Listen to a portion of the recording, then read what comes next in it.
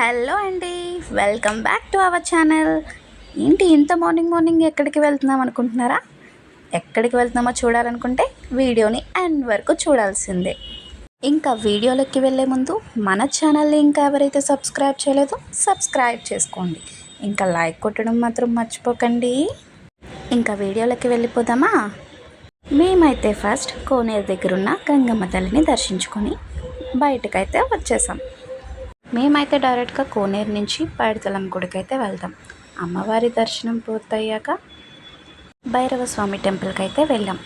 అప్పట్లో భైరవ స్వామి టెంపుల్కి అయితే వెహికల్స్లో అలౌ చేసేవారు, బట్ ఇప్పుడు మాత్రం నడుచుకుంటూనే వెళ్ళాలి. ఇక్కడ దారిలో వస్తూ ఉంటే 1-2 కాదు, చాలానే పుట్టలు ఉంటాయి. ఇక్కడికి భక్తులందరూ అమావాస్యకి, నాగల చవితికి, కార్తీక మాసానికి ఎక్కువగా వస్తూ ఉంటారు.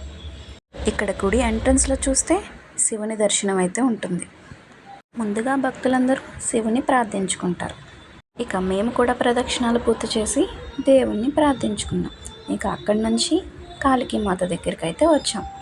ఇక్కడే భక్తులందరూ దీపం వెలిగించి భక్తితో కోరుకుంటారు. ఇక మన బుజ్జ వినాయకుడిని కూడా పూజించుకొని గుడిలోకి అయితే ఎంటర్ అయిపోయాం. గుడిలో అయితే ఏ వీడియోస్ తీయనవ్వలేదు, సో అందుకే మీకు ఏమీ చూపించలేకపోయాను. వెళ్ళేటప్పుడు మా చిన్నోడు ఎక్కడికి పరిగెడుతున్నాడా అనుకున్నాను. నేను వాడి పాకెట్లో మనీ పెడితే వాడు తీసుకెళ్ళి దానం చేస్తున్నాడు. ఒక తల్లిగా వాడి హెల్పింగ్ నేచర్కి ఆనందపడాల్సిందే. ఇంకా నడిస్తే వాడికి ఎక్కడ కాలు నొప్పి వస్తాయని చూడండి ఎలా ఎత్తుకున్నారో. ఇంకా అక్కడి నుంచి అయితే మేము ముందుకైతే వచ్చేసాం. చిన్న భైరవ స్వామిని దర్శించుకొని సింహాచలం అయితే వచ్చేసాం. మాకైతే మొక్కుండే కాలునడకతో దేవుడి దగ్గరికి వస్తామని. ఇంకైతే స్టార్ట్ చేసాం. ఇక భక్తితో దేవుణ్ణి ప్రార్థించుకొని ముందడుగైతే వేసాం. వెళ్ళేటప్పుడు మాత్రం చాలా జాలీగానే అనిపించింది. ఆల్మోస్ట్ 750 స్టెప్స్ అయితే ఎక్కేసాం. ఇంకా 250 స్టెప్స్ అయితే ఉన్నాయని అక్కడ భక్తులు చెప్తే విన్నాం.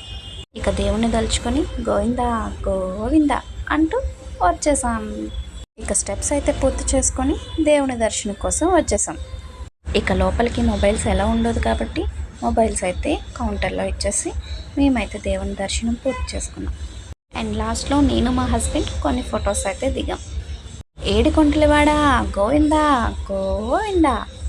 లైక్ అండ్ సబ్స్క్రైబ్ చేయడం మాత్రం మర్చిపోకండి. Bye bye.